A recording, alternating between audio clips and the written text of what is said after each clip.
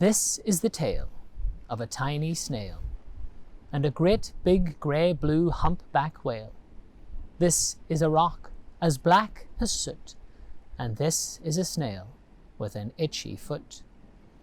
The sea snail slithered all over the rock and gazed at the sea and the ships in the dock. And as she gazed, she sniffed and sighed. The sea is deep and the world is wide. How I long to sail, said the tiny snail.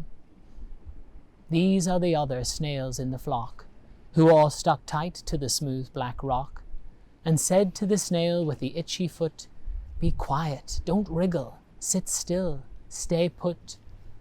But the tiny sea snail sighed and sniffed, then cried, "I've got it, I'll hitch a lift." This is the trail of the tiny snail, a silvery trail that looped and curled and said, "Lift wanted, around the world."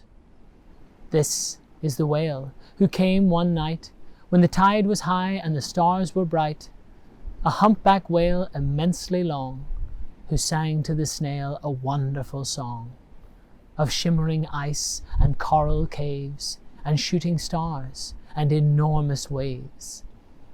This is the tale of the humpback whale. He held it out of the starlit sea and said to the snail, "Come, sail with me."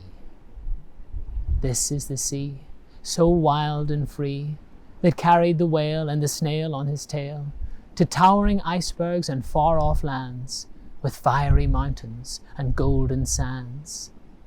These are the waves that arched and crashed and foamed and frolicked and sprayed and splashed the tiny snail on the tail of the whale.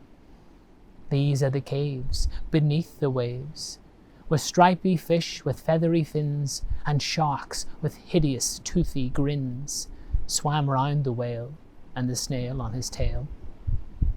And this is the sky, so vast and high, sometimes sunny and blue and warm, sometimes filled with a thunderstorm, with zigzag lightning flashing and frightening the tiny snail on the tail of the whale. And as she gazed at the sky, the sea, the land, the waves, the caves, and the golden sand, she gazed and gazed, amazed by it all.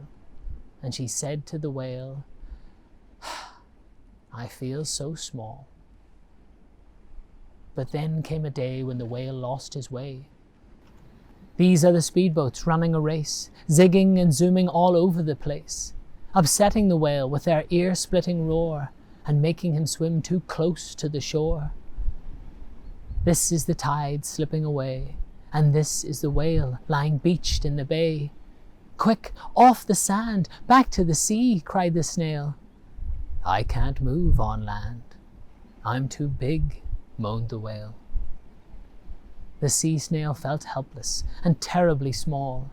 But then, "I've got it," she cried, and started to crawl.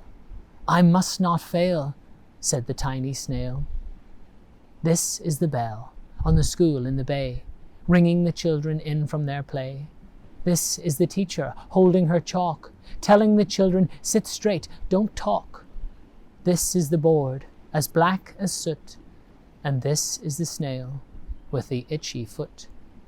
"A snail! A snail!" The teacher turns pale. "Look!" cry the children, "it's leaving a trail." This is the trail of the tiny snail, a silvery trail saying, "Save the whale." These are the children running from school, fetching the fireman, digging a pool, squirting and spraying to keep the whale cool. This is the tide coming into the bay, and this is the villagers shouting, "Hooray!" as the whale and the snail travel safely away, back to the dock and the flock on the rock, who said, "How time's flown, and haven't you grown?"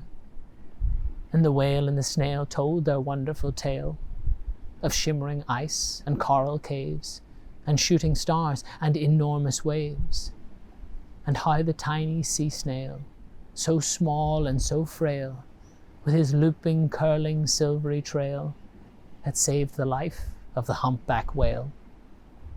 Then the humpback whale held out his tail and on crawled snail after snail after snail, and they sang to the sea as they all set sail on the tail of the grey-blue humpback whale.